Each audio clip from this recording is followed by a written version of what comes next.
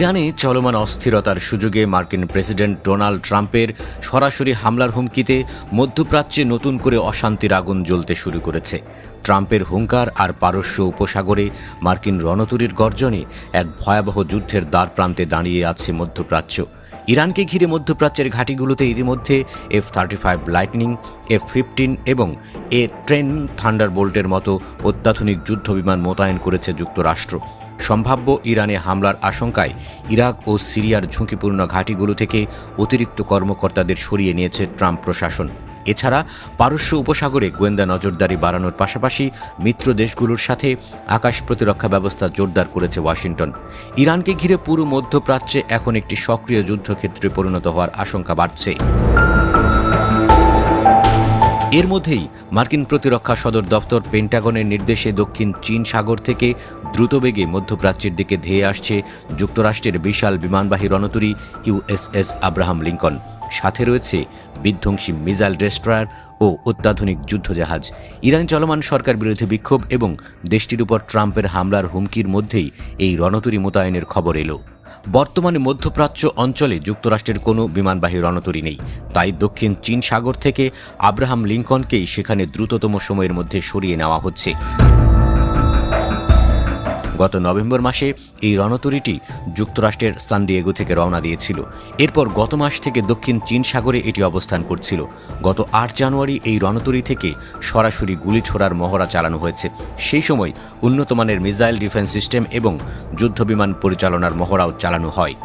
বিশ্লেষকদের মতে ইরানের কৌশলগত অবস্থান ও পরমাণু স্থাপনাগুলোকে আবারও লক্ষ্যবস্তু করতে মধ্যপ্রাচ্যের ঘাঁটিগুলোতে এই বিশাল সামরিক রসদ জড়ো করছে যুক্তরাষ্ট্র। এদিকে ইরানের বিক্ষোভ উস্কে দিলে কিংবা অভ্যন্তরীণ বিষয়ে হস্তক্ষেপ করা হলে মার্কিন ঘাঁটি লক্ষ্য করে হামলার হুঁশিয়ারি দিয়েছে তেহরান। ইরানের হুমকির পর মধ্যপ্রাচ্যে মার্কিন ঘাঁটিতে হামলার আশঙ্কায় নিরাপত্তা জোরদার করেছে ট্রাম্প প্রশাসন। অন্যদিকে এই উত্তপ্ত পরিস্থিতির মধ্যেই চাঞ্চল্যকর এক দাবি করেছে ইসলামাবাদে নিযুক্ত ইরানের রাষ্ট্রদূত রেজা আমিরি মোঘাদাম। তার দাবি, ইরানে হামলা চালানোর পরিকল্পনা ট্রাম্পের নেই। ট্রাম্প যুদ্ধ চান না বলে তথ্য পেয়েছেন বলেও দাবি করেন তিনি। বৃহস্পতিবার ইসলামাবাদে নিযুক্ত ইরানের রাষ্ট্রদূত রেজা আমিরি মোঘাদাম বলেন, ট্রাম্প যুদ্ধ চান না, পাশাপাশি মধ্যপ্রাচ্যে ইরানও যুক্তরাষ্ট্রের কোনো সম্পদের উপর যেন হামলা না চালায়, ট্রাম্প সেটিই চান। ইরানের চলমান বিক্ষোভের কথা বলতে গিয়ে রাষ্ট্রদূত বলেন, জনগণের প্রতিবাদ করার বৈধ অধিকার রয়েছে এবং সরকার বিক্ষোভকারীদের সাথে আলোচনায় অংশ নিয়েছে।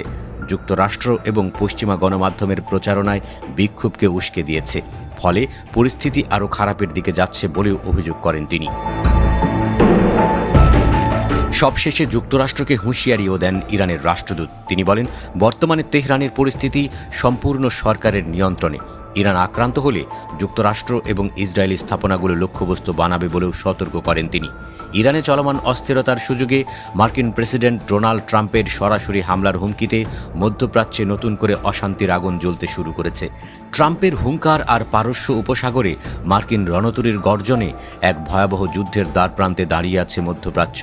ইরানকে ঘিরে মধ্যপ্রাচ্যের ঘাঁটিগুলোতে ইতিমধ্যে F-35 লাইটনিং, F-15 এবং A-10 থান্ডারবোল্টের মতো অত্যাধুনিক যুদ্ধবিমান মোতায়েন করেছে যুক্তরাষ্ট্র।